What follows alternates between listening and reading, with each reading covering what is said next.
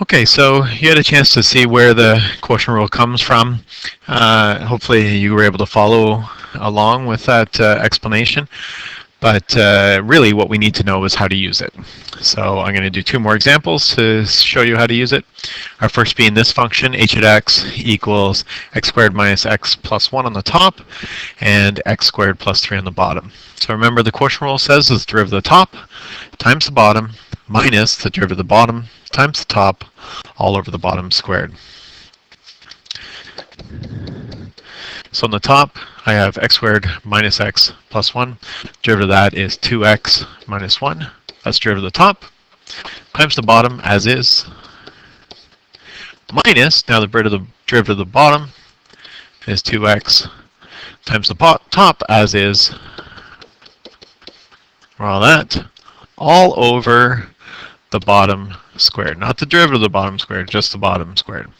So we write it down and square it. Again, there's all the calculus part.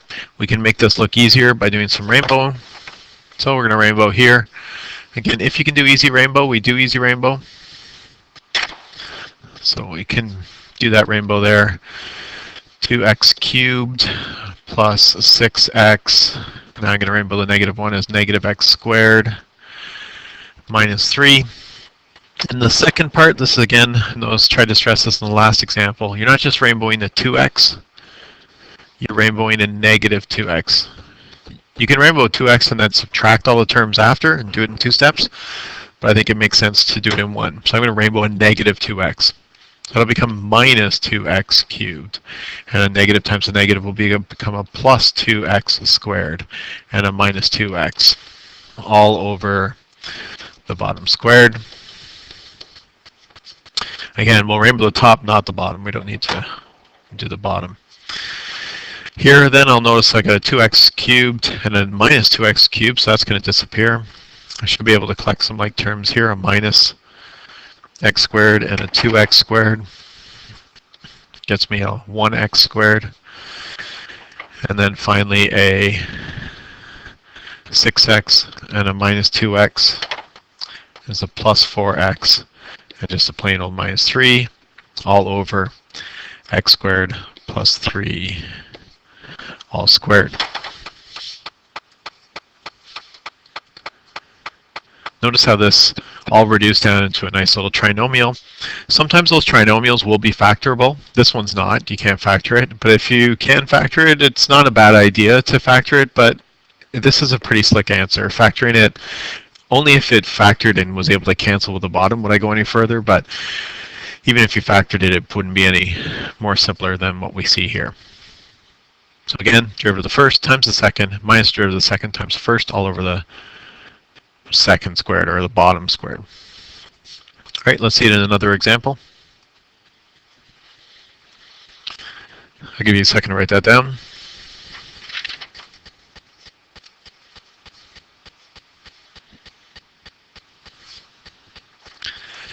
Now, at first glance, you'll notice the top isn't just a single function. The top is actually two functions that are being multiplied together. So we can make this really difficult and say, well, when I go off and differentiate the top, I'm going to do a product rule on it. But one of our strategies, remember, is to try and make the question easier before you differentiate. So I'm going to do that. I'm going to try and simplify the question before I go off and actually differentiate. And I can do that relatively quickly by just doing a little mini rainbow up top. So y equals 2x squared plus 4x minus 1 over x cubed. So now it made it just into a single function on the top, single function on the bottom, and we can use the quotient rule. I'll pause for a second, and maybe the teacher can pause, give you a chance to try it on your own, and then we'll come back. Okay. So notice I kept it in blue because I didn't change the question. I haven't differentiated yet. I haven't done calculus, so it's still y equals.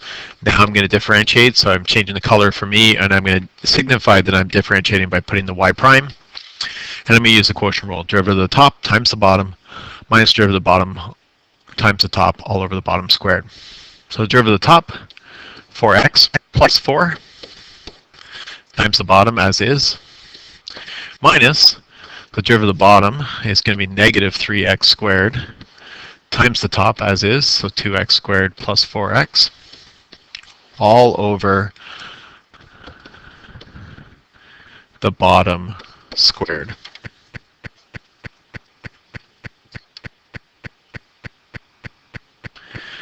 I'll clean this up by rainbowing the top. So rainbowing the top, 4x, negative 4x to the power of 4, plus 4, minus 4x cubed. And again, this time I'm going to rainbow that whole thing. Notice that it's a minus and a minus, so that's going to end up being a plus 3x squared that I'm going to rainbow. So that'll be plus 6x to the power of 4 plus 12x to the power of 3, all over 1 minus x cubed, all squared. Should mean that I'll be able to find a few things to simplify. I'm just double checking that I did that right. Let me see the line up above. Check my rainbow. Looks pretty good. All right, and I do see a little bit of simplifying I can do. I've got this and this, that and that. So if I collect the negative 4x to the power 4 and 6x to the power 4, that leaves me with 2x to the power 4. The x cubes, I've got a minus 4 of them and a 12, so that's a plus 8x cubed. The 4x doesn't have anything with it, and the plus 4 doesn't have anything. All over 1 minus x cubed, all squared. We simplified that pretty good. There's not much factoring we can do or anything else, and so we've been able to successfully differentiate that question. So that's enough for now. It's all about practice, so you should have a good chunk of time to practice now. Check out page 150, number 4 and 5. Do every other one, so EOO is every other one.